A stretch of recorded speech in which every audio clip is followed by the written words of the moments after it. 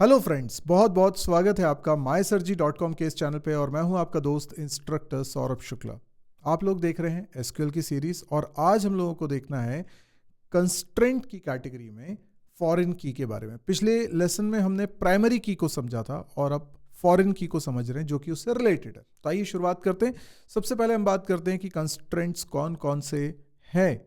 तो not null constraint जिसके बारे में हम पढ़ चुके हैं, यूनिक हम पढ़ चुके हैं, प्राइमरी की हम पढ़ चुके हैं। आज हमको देखना है फॉरेन की कंस्ट्रेंट को। तो आइए शुरुआत करते हैं। सबसे पहले फॉरेन की कंस्ट्रेंट क्या होता है, मैंने इसका थोड़ा बहुत इंट्रोडक्शन प्रीवियस लेसन्स में दिया हुआ है। अगर आपने प्रीवियस लेसन इस सीरीज के नहीं देखे हो तो प्लेलिस्ट का लिंक इस वीडियो के डिस्क्रिप्शन में है। साथ ही इस कोर्स में एनरोल करने के लिए भी लिंक इस वीडियो के डिस्क्रिप्शन में, जो कि फ्री ऑफ कॉस्ट है, पर वहां से आप डाउनलोड कर सकते हैं नोट्स। तो फॉरेन की क्या है? A foreign key is a field और a group of fields in one table that refers to the primary key in another table. मतलब एक टेबल के अंदर एक ऐसी फील्ड जिसको हम क्या बोल रहे हैं, ये फॉरेन की है इस टेबल में। मतलब ये ओरिजिनली इस टेबल की नहीं है, किसी और टेबल की ये प्राइमरी की है। तो कोई दूसरी टेबल होगी जिसकी ये प्राइमरी की होगी। तो यानी यही कॉलम दूसरे टेबल में भी होगा, पर दूसरे टेबल में ये प्राइमरी की होगा और इस टेबल में ये फॉरेन की होगा, है ना।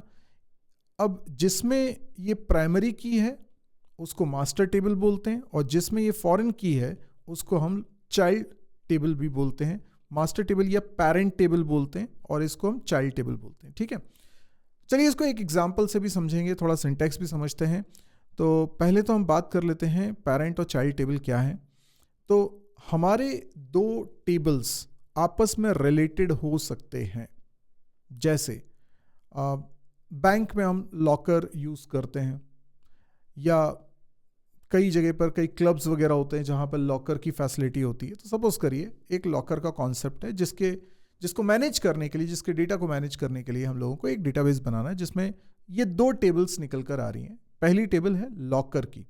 देखिए, हर एक लॉकर को यूनिकली आइडेंटिफाई करने के लिए लॉकर का कुछ नंबर होगा। हम उस लॉकर को कब ओपन किया गया, उस लॉकर की ओपनिंग डेट होगी। ठीक है, फिर टाइप ऑफ द लॉकर होगा। कुछ लॉकर छोटे साइज के होते हैं, कुछ मीडियम साइज के होते हैं, कुछ बड़े साइज के होते हैं, तो उस हिसाब से। और स्टेटस उस लॉकर का क्या है, क्या वो एक्टिव है या अभी डोरमेंट है। देन कस्टमर आईडी, यहाँ पर आप ये मान के चलो कि उसमें कोई कस्टमर भी रहा होगा, और कस्टमर आईडी यहाँ पर हम रख रहे हैं जिससे कि हमें कस्टमर की इंफॉर्मेशन मिलती है कि ये लॉकर किस कस्टमर को एलोकेटेड है। अब ये तो हो गई लॉकर टेबल। अगर मुझे कभी लॉकर की इंफॉर्मेशन निकालनी है तो मुझे यहां से मिल जाएगी। किस कस्टमर का लॉकर है वो भी इंफॉर्मेशन मुझे यहां पर मिल जाने वाली है। लेकिन सोचो कि लॉकर को कस्टमर ऑपरेट करता है। तो जब कस्टमर लॉकर को ऑपरेट करता है तो एक बार तो नहीं करता, कई बार करता है। तो जब लॉकर को वो ऑपरेट करता है तो उसका ऑपरेशन भी ट्रैक किया जा रहा है कि कब उसने लॉकर को ऑपरेट किया। अगर आपने बैंक में लॉकर लिया हुआ या आप कभी गए हो तो आपको पता होगा कि जब भी लॉकर को एक्सेस करना होता है तो वो पहले एंट्री करवाते हैं आपकी, कि आपका लॉकर नंबर क्या है, कौन ने एक्सेस किया, उसका नाम क्या है, किस डेट और टाइम पर आप एक्सेस कर रहे हो। इस तरह की चीज़ें नोट डाउन करी जाती हैं। तो उसी पर्पस के लिए लॉकर ऑपरेशन नाम का एक टेबल इमेजिन करिए जिसके अंदर ऑपरेशन नंबर होगा। हर एक रिकॉर्ड इस टेबल का यूनिकली आइडेंटिफाई हो तो वो ऑपरेशन नंबर होगा। तो डेफिनेटली ऑपरेशन नंबर यहां पर क्या होने वाला है, प्राइमरी की ऑफ दिस टेबल। इस टेबल में वो प्राइमरी की है, क्योंकि इस टेबल के एक एक रिकॉर्ड को यूनिकली आइडेंटिफाई करने के लिए हमें इसकी जरूरत है। और ऑपरेशन नंबर ऑब्वियसली प्राइमरी की है तो रिपीट नहीं होगा, नल नहीं हो सकता। तो हर रिकॉर्ड का ऑपरेशन नंबर अलग अलग होगा। फिर हम इसमें क्या इंफॉर्मेशन रख रहे हैं कि लॉकर ऑपरेट हुआ है, लॉकर पे ट्रांजैक्शन हुआ है। तो लॉकर नंबर भी तो बताओ किस लॉकर को आपने ऑपरेट किया है, बिकॉज किसका लॉकर है ना। उस लॉकर का स्टेटस क्या है, उस लॉकर की ओपनिंग डेट क्या थी, वो लॉकर किस टाइप का है, लार्ज है, स्मॉल है, मीडियम है, या लॉकर का कस्टमर कौन था, मतलब ओनर कौन है उस लॉकर का। ये सारी इंफॉर्मेशन भी तो हमें चाहिए। अब ये सारी की सारी इंफॉर्मेशन रिपीटेडली इस टेबल में रखने का तो कोई मतलब नहीं है, क्योंकि डेटाबेस मैनेजमेंट सिस्टम का एक उसूल ये है कि डेटा रिडंडेंट नहीं होना चाहिए। यानी अगर आप इस टेबल में ये इंफॉर्मेशन भी रखो कि लॉकर किसका है ना, वो लॉकर किस टाइप का है, तो भाई आप यहाँ पे ऑलरेडी वो इन्फॉर्मेशन रख चुके हो, तो उसको रिपीट करते हुए यहाँ इन्फॉर्मेशन रखने का मतलब है एक ही चीज़ दो बार लिखी हुई है। अब मान लीजिए कल को एक टेबल में आपने अपडेट कर दिया, दूसरे में रह गया, तो वो डेटा इनकंसिस्टेंट हो जाता है। इसीलिए हमेशा हम रिडंडेंसी को रोकते हैं। तो अब सवाल ये उठता है कि यहाँ पर हमें ये जानकारी तो चाहिए। अगर इसमें एक रिकॉर्ड को आप इमेजिन करो तो उसका कुछ ऑपरेशन नंबर होगा। अभी थोड़ी देर के लिए मान लेते हैं ऑपरेशन नंबर है 1। अब ऑपरेशन नंबर 1 है, किस डेट को ये ऑपरेशन हो रहा है, तो कुछ डेट भी होगी। सपोज कर लीजिए 2024 और 6/30, तो इस तरीके से एक डेट है। आप जानते हैं कि माइस्क्यूएल के अंदर जो डेट है वो पहले ईयर, फिर मंथ, फिर डे नंबर, इस तरीके से लिखा जाता है। अच्छा, इसके बाद टाइम, किस टाइम पर ऑपरेशन किया गया, ये लॉकर ऑपरेट किया गया, तो सपोज करिए 11 AM है ना, 11 AM है, या 11 सिर्फ लिख दीजिए। फिर ये टाइम इन है, मतलब लॉकर एक्सेस करने आने का टाइम, लॉकर एक्सेस करके जाने का टाइम भी नोट किया जा रहा है, कितनी देर आप लॉकर को एक्सेस कर रहे थे, तो यहाँ पे 15 कर दिया, तो 15 मिनट लॉकर को एक्सेस किया। लेकिन किस लॉकर को एक्सेस किया, वो किस टाइप का लॉकर था, लॉकर की जानकारी अगर चाहिए हमें कभी, तो वो तो कैसे मिलेगी, वो तो यहाँ रखी है, पर यहाँ तो बहुत सारे लॉकर्स की इंफॉर्मेशन रखी है। इस पर्टिकुलर ट्रांजेक्शन के लिए लॉकर कौन सा वाला एक्सेस किया गया, तो हम क्या करते हैं, ये सारी इंफॉर्मेशन यहाँ रखने की बजाय हम सिर्फ इसमें रिकॉर्ड को यूनिकली आइडेंटिफाई करने वाली की रख लेते हैं, यानी कि प्राइमरी की। अब इस टेबल के अंदर अगर आप सोचो तो ये प्राइमरी की है, लॉकर नंबर प्राइमरी की है। लॉकर नंबर अगर प्राइमरी की है तो लॉकर नंबर को मैं यहाँ पर भी रखता हूँ। इससे ये आइडेंटिफाई होगा कि कौन सा लॉकर, क्योंकि देखिए कौन सा लॉकर तो आप उसके टाइप से नहीं स्पेसिफाई कर सकते कि अरे वो स्मॉल वाला लॉकर, अरे स्मॉल वाले तो एक से ज़्यादा लॉकर्स हैं। तो हमें कौन सा लॉकर का आंसर हमेशा क्या देना पड़ेगा, लॉकर नंबर, क्योंकि उसी से यूनिकली आइडेंटिफाई होगा। अब ये क्योंकि लॉकर को आइडेंटिफाई करने के लिए, तो इसी इंफॉर्मेशन को हम लॉकर ऑपरेशन टेबल में रखेंगे, जिससे हमें पता चलेगा कि ये जो ऑपरेशन किया गया है किस लॉकर पे किया है। मान लीजिए लॉकर नंबर 502 पे किया हुआ है, तो इससे हमें बाकी सारी जानकारी मिल जाती है। अब एसक्यूएल में हम इस तरह की क्वेरी लिख सकते हैं जो एक से ज़्यादा टेबल्स पे एक साथ अप्लाई हो। तो हो सकता है कि हमें ये दोनों टेबल यूज़ करना पड़े एक इंफॉर्मेशन को गैदर करने के लिए जो एक्सट्रैक्ट आप करना चाह रहे हो। तो अगर आप ये इंफॉर्मेशन गैदर करना चाह रहे हो कि ये जो ऑपरेशन हुआ है ये किस डेट को हुआ है और जिस लॉकर पे हुआ है वो लॉकर किस टाइप का था, लार्ज था, स्मॉल था, ये जानकारी चाहिए, तो एक इंफॉर्मेशन तो आपको यहाँ मिलने वाली है और एक इंफॉर्मेशन आपको यहाँ मिलने वाली है। तो ये इंफॉर्मेशन कनेक्टेड कैसे होगी, तो इससे आपको पता चलेगा कि इस टेबल की कौन सी वाली रो को देखना है। तो ये लॉकर नंबर एक्चुअल में कनेक्ट कर रहा है इन दोनों टेबल्स को।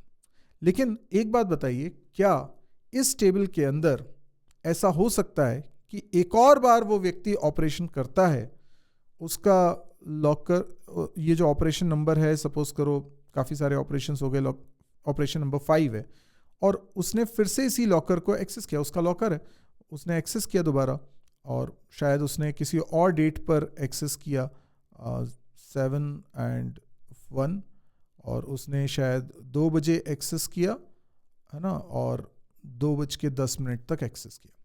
तो ये जो 2 ट्रांजैक्शंस किए ये एक ही लॉकर पे एक ही व्यक्ति ने करे हैं, तो इसलिए लॉकर नंबर सेम आ रहा है। अब आप कहोगे ये तो प्राइमरी की थी, ये प्राइमरी की इस वाली टेबल में, तो यहां पर इस वाली लॉकर टेबल के अंदर लॉकर नंबर रिपीट नहीं होगा, क्योंकि यहां पर तो ये प्राइमरी की है, लेकिन इस टेबल में ये फॉरेन की बनेगी, दिस इज फॉरेन की, क्योंकि ये एक्चुअल में इस टेबल के रिकॉर्ड को यूनिकली आइडेंटिफाई करने का जरिया है। लेकिन यहां पर ये रिपीट हो सकती है क्योंकि इस लॉकर पे मल्टीपल ऑपरेशंस हो सकते हैं, तो यहां पर वो रिपीट हो सकती है। अब ये आपको कॉन्सेप्ट समझ में आ गया कि इस कॉलम को, इस फील्ड को हम क्यों फॉरेन की बोल रहे हैं? क्योंकि ओरिजिनली ये किसी टेबल की प्राइमरी की है। तो जिस टेबल की वो प्राइमरी की है उसको पेरेंट टेबल बोलेंगे, और जिसमें वही की फॉरेन की बन गई है उसको हम चाइल्ड टेबल बोलेंगे। इस एग्जांपल से आई गेस आपको सिनेरियो समझ में आया होगा फॉरेन की क्यों बना रहे हैं। अब चलिए इसका थोड़ा सा सिंटैक्स देख लेते हैं कि किस तरीके से इसको लिखना होता है। तो इसमें आप देख सकते हैं कि पहले तो हम टेबल क्रिएट कर रहे हैं। टेबल जब क्रिएट करते हैं तो क्रिएट टेबल, टेबल का नाम लिखा जाता है, फिर आप कॉलम्स के नाम लिख रहे हैं, उनका डेटा टाइप लिख रहे हैं, कंस्ट्रेंट ऑप्शनल है वो लिख रहे हैं, और आप चाहें तो लास्ट में प्राइमरी की इस टेबल में जिसको बनाना चाहते हैं उसके लिए आपने ऐसा लिख दिया, और फॉरेन की इस टेबल में किसी को बनाना चाह रहे हैं तो उसके लिए आपने ऐसा लिख दिया फॉरेन की, और इस टेबल में उस कॉलम का नाम क्या है वो लिख दीजिए। इस वाले टेबल में, चाइल्ड टेबल में, इस कॉलम का नाम क्या है। जरूरी नहीं है कि दोनों टेबल में ये नाम सेम हो, ये जरूरी नहीं है। तो चाइल्ड टेबल में क्या नाम है वो आपको यहां लिखना है। उसके बाद रेफरेंसेस कीवर्ड लिखेंगे और फिर पेरेंट टेबल का नाम लिखेंगे जिस टेबल की वो प्राइमरी की है, और पेरेंट टेबल में उस कॉलम का नाम क्या है वो लिखेंगे। That's it. ये आपने फॉरेन की बना ली। अब इसको समझने के लिए एक और एग्जाम्पल मैं आपको बताता हूं। जैसे हम लोग प्रीवियस क्लासेस में एम्प्लॉय का एक एग्जाम्पल कर रहे थे, तो मैं एक बार ज़रा एम्प्लॉय टेबल आपको दिखा देता हूँ। कहाँ है, ये रहा। यहाँ पर पहले तो मुझे लॉगिन करना पड़ेगा MySQL में। तो कैसे लॉगिन करते हैं? हम लिखते हैं MySQL -u root -p। Password मांग रहा है।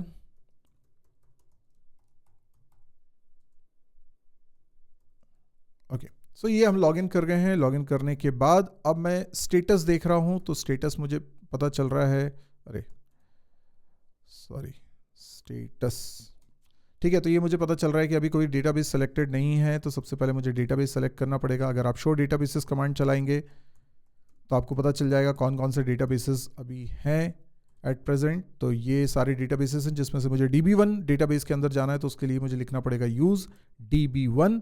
और आप देखिए डेटाबेस चेंज हो चुका है। यहाँ पर कौन कौन सी टेबल्स बनी हुई हैं ज़रा उसके बारे में जान लेते हैं। तो शो टेबल्स करके हम लोगों ने पता किया कि इसमें कितनी टेबल्स हैं। तो इस डेटाबेस के अंदर एक ही टेबल है एम्प्लॉय नाम की, और अगर मैं इसमें डिस्क्राइब कमांड चला दूं तो मुझे पता चल जाएगा कि इस टेबल का स्ट्रक्चर कैसा है। तो देखिए इसके अंदर EMP ID है। यहाँ पे EMP ID में आप नॉट नल कंस्ट्रेंट लगा चुके हो, बाकी कोई कंस्ट्रेंट अभी लगा नहीं है, लेकिन इसमें हमने किसी को प्राइमरी की नहीं बनाया जिसमें बनाना चाहिए, अदरवाइज ये वीक एंटिटी कहलाएगी। तो इसमें प्राइमरी की हम लोग EMP ID को बना लेंगे। तो ये ऑल्टर टेबल कमांड से हम लोग प्राइमरी की अभी बना लेंगे। और इस एग्जाम्पल को अब आप देखिए, यहाँ पर मैंने एम्प्लॉय टेबल के बारे में बात की है। सपोज करिए कि कोई प्रोजेक्ट है और उसका कोई इंचार्ज होगा। तो कंपनी के अंदर जो एम्प्लॉयज़ हैं उन्हीं में से कोई एम्प्लॉय उस प्रोजेक्ट का इंचार्ज होगा। तो कई सारे प्रोजेक्ट्स कंपनी के अंदर चलते रहते हैं, एक ही एम्प्लॉय मल्टीपल प्रोजेक्ट्स का भी इंचार्ज हो सकता है। तो हम क्या करते हैं, एम्प्लॉय टेबल के अंदर डेटा रखते हैं और एम्प्लॉय टेबल के अंदर हम EMP ID को प्राइमरी की बनाएंगे। तो हो सकता है इसके अंदर हम जो डेटा रखें वो कुछ ऐसा हो कि EMP ID 1 है। अभी क्या हमारे टेबल में कुछ रिकॉर्ड्स रखे हुए हैं, ज़रा एक बार नोटिस करते हैं। सेलेक्ट स्टार फ्रॉम, टेबल का नाम है एम्प्लॉय, ठीक है। तो यहाँ पर यस 3 रिकॉर्ड्स हमारे रखे हुए हैं। तो 3 रिकॉर्ड क्या क्या रखे हुए हैं ज़रा इसको देख लेते हैं। एक तो पहला रिकॉर्ड है 1 जिसमें नाम रखा हुआ है राहुल, और एज रखी हुई है 26, और सैलरी हमने रखी हुई है 20,000, ठीक है। इस तरीके से फिर दूसरा EMP ID बना हुआ है 3, नाम रखा हुआ है शाहिद, और इसमें एज हमने रखी है नल, मतलब एज के लिए कोई वैल्यू नहीं रखी है और इस पर कंस्ट्रेंट अप्लाई नहीं किया था, इसलिए नल वैल्यू एक्सेप्टेबल है। इसकी सैलरी हमने कर दी थी 25,000। और इसी तरीके से एक और रिकॉर्ड है 10 आदित्य, और इसमें एज है 32, सैलरी है 50,000। ओके, सो यहाँ पर मैंने यही डेटा लिख लिया है। तो सपोज करिए एम्प्लॉय टेबल कुछ इस तरीके से है जिसमें मुझे इसमें बनाना चाहिए प्राइमरी की, और प्राइमरी की मैं किसको बना रहा हूँ, प्राइमरी की बनाऊंगा मैं EMP ID को, ठीक है। अच्छा, ये ऑल्टर टेबल कमांड से हम कर लेंगे। अब हम बात करते हैं प्रोजेक्ट टेबल की। तो प्रोजेक्ट टेबल के अंदर हमें एक तो प्रोजेक्ट आईडी रखना है। तो ऑब्वियस सी बात है, ये जो प्रोजेक्ट आईडी है इसको मुझे प्राइमरी की बनाना पड़ेगा, क्योंकि ये एक एक प्रोजेक्ट को यूनिकली आइडेंटिफाई करने के लिए ज़रूरी है। उसके बाद प्रोजेक्ट का कुछ नाम होगा, स्टार्टिंग डेट होगी, और भी बहुत सारी इंफॉर्मेशन हो सकती है, लेकिन एक इंफॉर्मेशन हम रख रहे हैं, इंचार्ज। अब इंचार्ज कौन है, कोई एम्प्लॉय इंचार्ज है, तो उस एम्प्लॉय की कंप्लीट इंफॉर्मेशन रखने की बजाय हम सिर्फ, क्योंकि एम्प्लॉय टेबल में ऑलरेडी एम्प्लॉय की इंफॉर्मेशन रखी जा चुकी है, तो हम सिर्फ उस एम्प्लॉय को यूनिकली आइडेंटिफाई करने वाली इंफॉर्मेशन यहाँ पर रखेंगे, दैट इज एम्प्लॉय आईडी। लेकिन मैंने क्या किया है, यहाँ पर कॉलम का नाम एम्प्लॉय आईडी नहीं रखा है, यहाँ पे रखा हुआ है। तो यहाँ पे जो प्राइमरी की है वही यहाँ पर फॉरेन की होने वाली है। तो इस तरीके से मुझे इसको बनाना पड़ेगा, इसको मैं फॉरेन की बना देता हूँ, ठीक है। उसके बाद फिर मैं इसके अंदर रिकॉर्ड्स रखूँगा। रिकॉर्ड कैसे रखना चाहता हूँ, जैसे कोई प्रोजेक्ट ID 1 है, प्रोजेक्ट का कुछ नाम है ABC कर दीजिए, और स्टार्टिंग डेट आप कुछ कर दीजिए, जैसे कि 2024 एंड 3 कर दीजिए एंड 01 कर दीजिए। इस तरीके से कुछ ले लिया। इंचार्ज में आपने कहा कि शाहिद इज़ द इंचार्ज, तो आपने यहाँ पर 3 लिख लिया। तो इस तरीके से इसके अंदर एंट्री जाने वाली है। चलिए, अब मैं इस चीज़ को ना करके बता देता हूँ, प्रैक्टिकल करके बता देता हूँ। तो सबसे पहले मुझे एम्प्लॉय टेबल में प्राइमरी की डिक्लेयर करना है। तो क्या आपको याद है किस तरीके से हम प्राइमरी की डिक्लेयर करते थे? अब देखिए, टेबल तो हमारा बन चुका है। टेबल बन चुका है तो क्या करना पड़ेगा हमें यहाँ पर लिखना पड़ेगा ऑल्टर टेबल कमांड। जल्दी से आप लोग कमेंट सेक्शन में कमांड लिखिए ऑल्टर टेबल वाली, जो कि एम्प्लॉय टेबल में EMP ID को प्राइमरी की बना दे। बस इतना करना है। आप चाहे तो वीडियो को यहीं पर पॉज करिए और जो स्टेटमेंट है SQL का वो आप कमेंट सेक्शन में लिख दीजिए, फिर आप वीडियो को रिज्यूम करिए, क्योंकि वो अब मैं करके बता रहा हूं। तो देखिए, एम्प्लॉय टेबल के अंदर मुझे प्राइमरी की बनाना है और एम्प्लॉय टेबल ऑलरेडी बन चुकी है, तो मुझे ऑल्ट्रेशन करने पड़ेंगे। इसके लिए कमांड होती है ऑल्टर टेबल, और टेबल का नाम दैट इज एम्प्लॉय। अच्छा, इसके बाद मुझे प्राइमरी की ऐड करना है, तो मैं लिखूंगा यहाँ पर ऐड, ठीक है, ऐड। आप कंस्ट्रेंट का कुछ नाम देना चाहो वो भी दे सकते हो, ऐड कंस्ट्रेंट करके, और चाहो तो डायरेक्ट प्राइमरी की दे सकते हो। तो मैंने लिखा प्राइमरी की। इस तरीके से हम लोग लिखेंगे प्राइमरी की, और उसके बाद कॉलम का नाम बताइए किसको आप प्राइमरी की बनाना चाहते हैं। तो मैंने कहा EMP ID, दैट्स इट। अब मैं इस चीज़ को चेक कर लेता हूँ डिस्क्राइब कमांड से, डिस्क्राइब एम्प्लॉय। आप देखेंगे यहाँ पर की के नीचे PRI लिखा आ गया है, विच मीन्स ये प्राइमरी की है। और एक काम तो हमने कर लिया। अब दूसरा काम हमको क्या करना है, हमको एक टेबल बनानी है। और टेबल कौन सी बनानी है? टेबल हमको बनानी है प्रोजेक्ट टेबल। और प्रोजेक्ट टेबल में क्या क्या रहेगा वो हम लोग डिस्कस कर लेते हैं। हम लोगों ने अभी जो डिसाइड किया था उसी के हिसाब से आप चाहें तो क्रिएट टेबल कमांड लिख सकते हैं कमेंट सेक्शन में। मैंने बोला था प्रोजेक्ट ID रखना है, एक तो प्रोजेक्ट का कुछ टाइटल होगा, उसको प्रोजेक्ट नेम बोल दीजिए। उसके बाद स्टार्टिंग डेट आप रख लीजिए और इंचार्ज रख लीजिए। इतने आपको 4 कॉलम्स बना लेने हैं। तो मैं यहाँ पर बना रहा हूँ क्रिएट टेबल। पहले आप ट्राई कर लीजिए कैसे आप बनाएंगे क्रिएट टेबल। और ध्यान रखिए, हम क्रिएट टेबल के समय ही फॉरेन की बनाना चाहते हैं। और इस टेबल में एक प्राइमरी की भी होगी। टेबल का नाम क्या है? सबसे पहले तो प्रोजेक्ट।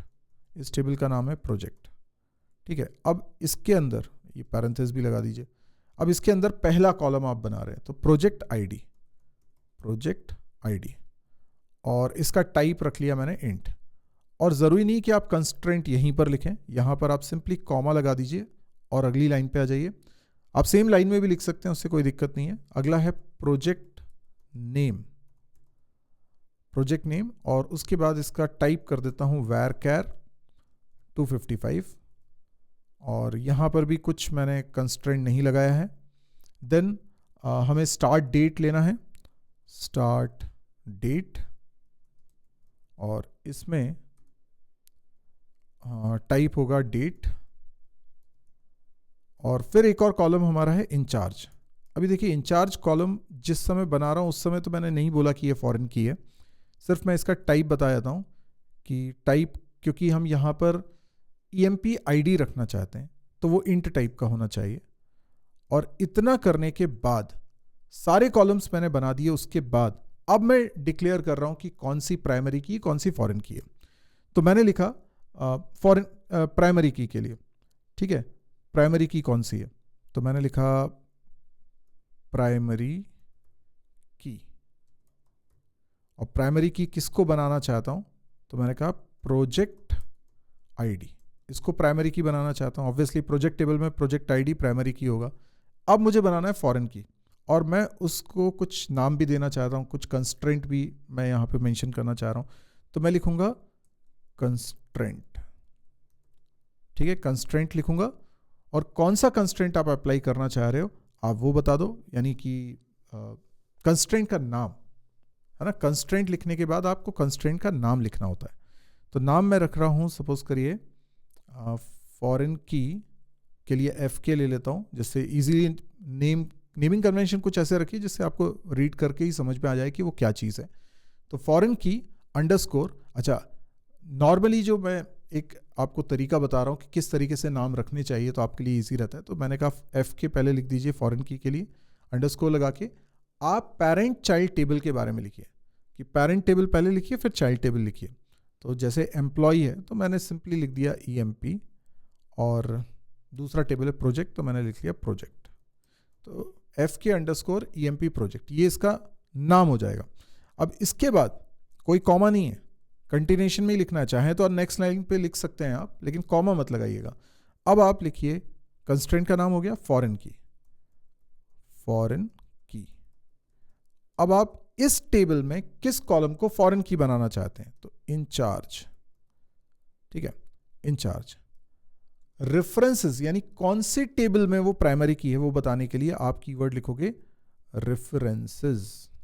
ध्यान रखिएगा S भी लगा हुआ है, रेफरेंसेस।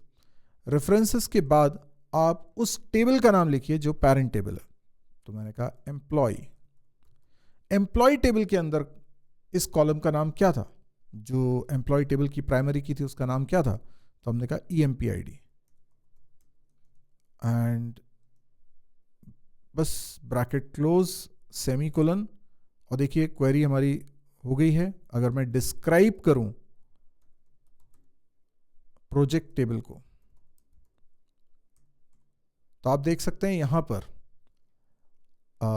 की के नीचे प्रोजेक्ट आईडी के लिए तो PRI लिखा है, विच मींस प्राइमरी की, पर इंचार्ज के नीचे इंचार्ज के लिए MUL लिखा आ रहा है, ठीक है, ये फॉरेन की के लिए लिखा हुआ आता है। सो बेसिकली यहां पर मल्टीपल एंट्रीज हो सकती हैं। आप ऐसा सोच सकते हैं कि जो दोनों टेबल हैं इनका रिलेशन 1 to many है। तो 1 row of parent table can be associated with multiple rows of child table, होगा ना। अगर पेरेंट टेबल के अंदर एम्प्लॉय की इंफॉर्मेशन है तो एक रो एक पर्टिकुलर एम्प्लॉय को रिप्रेजेंट कर रही है, और प्रोजेक्ट टेबल के अंदर कई सारे प्रोजेक्ट्स हैं और एक ही एम्प्लॉय कई सारे प्रोजेक्ट्स का इंचार्ज हो सकता है। तो अलग अलग प्रोजेक्ट्स का वो इंचार्ज है। तो वो जो अलग अलग प्रोजेक्ट्स हैं, एक से ज़्यादा प्रोजेक्ट्स हैं, तो multiple rows of project table is associated with one particular row of employee table. तो ये 1 to many रिलेशनशिप हो जाता है। अगर पेरेंट से चाइल्ड की तरफ देखेंगे, चाइल्ड से पेरेंट की तरफ देखेंगे तो आप बोलेंगे many to 1। तो वो है एक ही चीज़, किस डायरेक्शन में आप उसको रीड करते हैं उस पर डिपेंड करता है। तो यहाँ पर क्या हो रहा है ना कि 1 to many, तो many जिस तरफ है उस तरफ ही फॉरेन की बनेगी हमेशा। 1 to many में जिस तरफ many है उधर ही फॉरेन की बनेगी, ध्यान रखिएगा। तो जैसे हमने लॉकर और लॉकर ऑपरेशन के बारे में सोचा था, तो लॉकर एक है पर उस पर ट्रांजैक्शन, उस पर ऑपरेशन मल्टीपल टाइम्स हो रहे हैं। तो लॉकर में जो प्राइमरी की है वो लॉकर हो गया पेरेंट टेबल, और लॉकर ऑपरेशन जो है वो चाइल्ड टेबल हो गया। वहां पर लॉकर नंबर रिपीट हो सकता है। इनफैक्ट फॉरेन की में नल भी वैल्यू एक्सेप्टेबल है, ठीक है। आप चाहें तो वहाँ पर आप नॉट नल कंस्ट्रेंट अलग से लगा सकते हैं, अदरवाइज नल एक्सेप्टेबल रहेगा। अच्छा, लेकिन ऐसा नहीं हो सकता कि इंचार्ज की कोई वैल्यू ऐसी है जो एम्प्लॉय टेबल में एग्जिस्ट ही नहीं करती। जैसे मान लीजिए एम्प्लॉय नंबर 4 है ही नहीं, और मैं यहां पर प्रोजेक्ट का इंचार्ज बना दूं 4 को, यानी इंचार्ज की वैल्यू क्या हो जाए 4, तो भाई 4 एक्चुअल में एम्प्लॉय टेबल में तो एग्जिस्ट ही नहीं करता, तो ये वैल्यू इंसर्ट ही नहीं हो पाएगी प्रोजेक्ट टेबल के अंदर। ये फॉरेन की बनाने का फायदा क्या है कि ये पक्की बात है कि इंचार्ज की जो भी वैल्यू आप इंसर्ट करोगे इस टेबल के अंदर, वो वैल्यू पेरेंट टेबल में यानी एम्प्लॉय टेबल में एग्जिस्ट करनी चाहिए। ये बहुत इंपॉर्टेंट चीज है, राइट। तो इसके अंदर हम डेटा रख के भी देख सकते हैं। जैसे मैं यहाँ पे डेटा रख रहा हूँ एक इंसर्ट कमांड की मदद से, इंसर्ट इनटू अच्छा, हमें इंसर्ट करना है, इंसर्ट इनटू टेबल, क्या टेबल का नाम क्या है, एम्प्लॉय, ठीक है। इंसर्ट इनटू टेबल एम्प्लॉय, और उसके बाद फिर हमको लिखना है कॉलम्स के नाम। नहीं, मुझे एम्प्लॉय में थोड़ी इंसर्ट करना है, सॉरी, एम्प्लॉय में इंसर्ट नहीं करना है। Okay, insert into table keyword आएगा क्या इसमें, एम्प्लॉय नहीं, प्रोजेक्ट, ठीक है। अब प्रोजेक्ट में मुझे प्रोजेक्ट आईडी और प्रोजेक्ट नेम और स्टार्ट डेट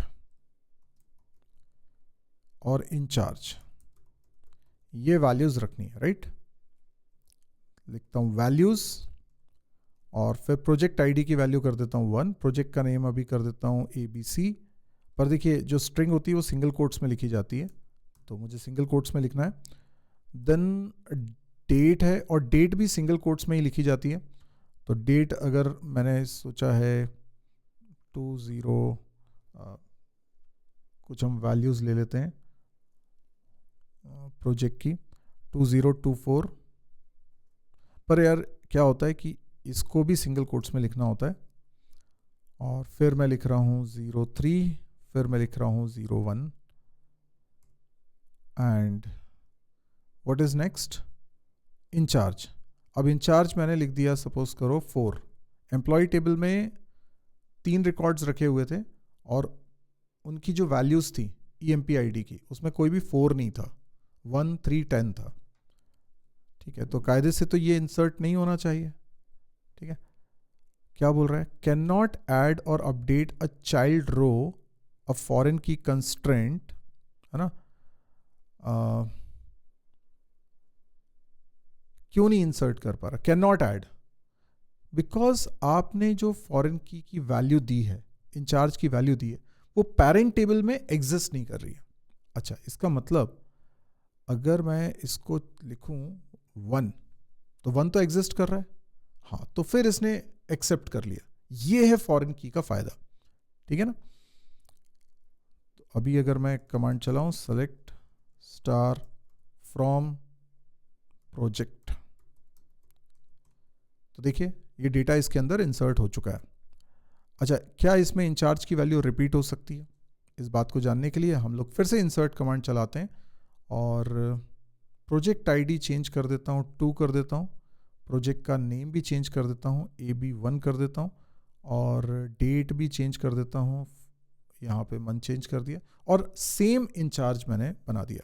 तो यहाँ पर भी कोई दिक्कत नहीं है, बिल्कुल अच्छी तरीके से स्टोर हो रहा है। तो मैंने कहा मल्टीपल रोज में इंचार्ज की वैल्यू सेम हो सकती है, तो ये पॉसिबल है। तो फॉरेन की में रिपीटेशन अलाउड है, लेकिन प्राइमरी की में वैल्यूज यूनिक होना जरूरी है। अब एक और चीज देख लेते हैं, क्या हम इसमें नल वैल्यू रख सकते हैं।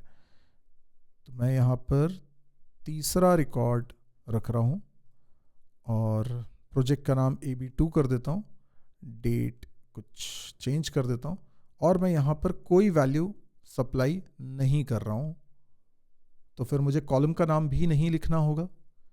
इंचार्ज के लिए कोई वैल्यू नहीं दे रहा हूँ, तो जब हम कोई वैल्यू नहीं देते हैं तो वो बाय डिफॉल्ट क्या लेता है, नल लेता है, अनटिल अनलेस आपने नॉट नल कंस्ट्रेंट लगाया हो या डिफॉल्ट आपने यूज़ किया हो। तो फिलहाल रिकॉर्ड इंसर्ट हो गया है, सेलेक्ट क्वेरी से आप देख सकते हैं। तो फॉरेन की में नल वैल्यू भी एक्सेप्टेबल है। अच्छा, अब एक चीज़ और हम करके देखते हैं। हमारी जो एम्प्लॉय टेबल है, सेलेक्ट स्टार फ्रॉम एम्प्लॉय, ठीक है, ये एम्प्लॉय टेबल है। क्या मैं इसमें से पहला वाला रिकॉर्ड डिलीट कर सकता हूं? देखो क्या दिक्कत होगी डिलीट करने से। अगर मैं पहला रिकॉर्ड डिलीट कर दूंगा, राहुल वाला, लेकिन प्रोजेक्ट टेबल के अंदर मुझे 2 रिकॉर्ड्स ऐसे दिख रहे हैं कि ये 2 प्रोजेक्ट का इंचार्ज राहुल है, लेकिन राहुल का रिकॉर्ड तो हम डिलीट कर चुके हैं, राहुल तो एम्प्लॉय है ही नहीं और इंचार्ज 1 लिखा हुआ है, तो ये तो गड़बड़ हो जाएगी। देखो दोनों टेबल के बीच में रिलेशनशिप प्राइमरी की फॉरेन की के कारण है। फॉरेन की एक्सट्रीमली इंपॉर्टेंट कॉन्सेप्ट है, क्योंकि इसी के कारण ये दोनों टेबल्स जुड़े हुए हैं, ये टेक्निकली जुड़े हुए हैं। इसका मतलब ये है कि आप अगर एम्प्लॉय टेबल से राहुल का रिकॉर्ड डिलीट करने की कोशिश करेंगे तो उसे प्रॉब्लम होगी। करके देखते हैं। हमने लिखा डिलीट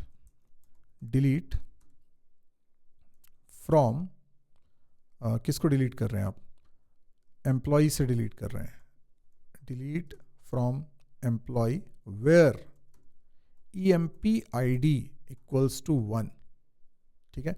यहाँ इक्वल्स टू में इक्वल 2 बार नहीं लिखते हैं जैसे कई लैंग्वेजेस में करते हैं, यहाँ सिंगल टाइम लिखते हैं और मैंने एंटर कर दिया। ये क्या बोल रहा है, कैन नॉट डिलीट और अपडेट अ पेरेंट रो। समझ गए अब आप बात को, क्योंकि फॉरेन की कंस्ट्रेंट आपने लगाया हुआ है और ये रेफर हो रहा है। अच्छा देखो, मैं इसमें से दूसरा रिकॉर्ड डिलीट करना चाहूँ कर सकता हूँ, क्योंकि फिलहाल प्रोजेक्ट टेबल के अंदर ऐसा कोई रिकॉर्ड नहीं है जिसमें इंचार्ज की वैल्यू 3 हो। मैं तीसरा रिकॉर्ड भी डिलीट कर सकता हूँ आदित्य का, क्योंकि वो भी प्रोजेक्ट टेबल के अंदर रेफर नहीं हो रहा है ना, यहाँ इंचार्ज में कहीं पर भी 10 नहीं लिखा हुआ है। तो अगर वैल्यू यहाँ है जैसे 1 है तो फिर 1 वाला रिकॉर्ड डिलीट नहीं हो सकता, बाकी सब तो हो सकते हैं। तो आइडिया ये है कि सबसे पहले आपको प्रोजेक्ट टेबल के अंदर से ये इंचार्ज 1 वाले सारे रिकॉर्ड डिलीट करने पड़ेंगे, उसके बाद ही एम्प्लॉय टेबल से आप राहुल का रिकॉर्ड डिलीट कर पाओगे।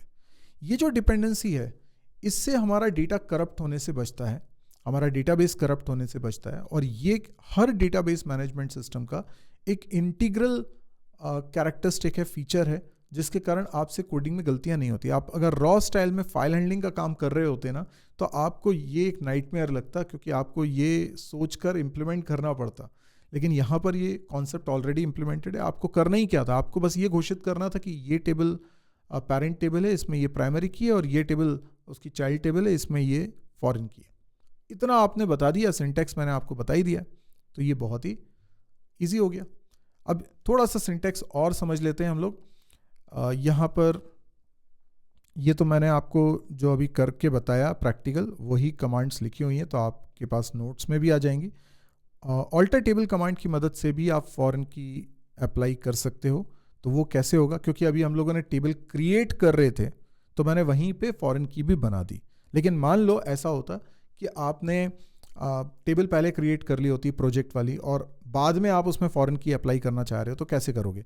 आप लिखोगे ऑल्टर टेबल, टेबल का नाम, ऐड कंस्ट्रेंट, जो भी कंस्ट्रेंट का नाम आप लिखना चाहते हो, फॉरेन की कॉलम का नाम। ये कॉलम का नाम क्या होगा, चाइल्ड टेबल में जो कॉलम का नाम रख रहे हो जैसे कि इंचार्ज, और रेफरेंसेस पेरेंट टेबल का नाम जैसे कि एम्प्लॉय, कॉलम का नाम यानी पेरेंट टेबल में जो कॉलम का नाम है EMPID। तो ये तरीका है टेबल को ऑल्टर करने का। अब फॉरेन की को रिमूव करना है तो कैसे करेंगे, तो alter table, table name, alter command से ही होगा, यहाँ ड्रॉप लिखेंगे। तो ड्रॉप फॉरेन की, और फॉरेन की कंस्ट्रेंट का जो भी नाम है वो यहाँ पे लिख देना है, वो ड्रॉप हो जाएगा। ठीक है, जैसे एग्जांपल के लिए ऑल्टर टेबल प्रोजेक्ट टेबल में से मुझे ड्रॉप करना है फॉरेन की का नाम हमने क्या रखा था, FK_EMP प्रोजेक्ट। तो बस इतना सा है, रिमूव हो गया। आई गेस ये आपको चीज़ें समझ में आ गई होंगी।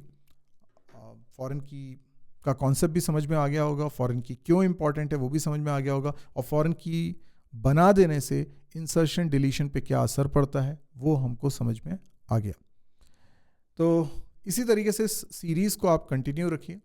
सारे लिंक्स, ज़रूरी लिंक्स मैंने डिस्क्रिप्शन में लिखे हुए हैं, एक बार डिस्क्रिप्शन को आप ज़रूर से देख लीजिए और कमेंट देकर ज़रूर बताते रहिए कि आपको ये कोर्स कैसा लग रहा है, क्या चीज़ है जो आपको परेशान कर रही है, समझ में नहीं आ रही है, क्या और पढ़ना चाह रहे हैं।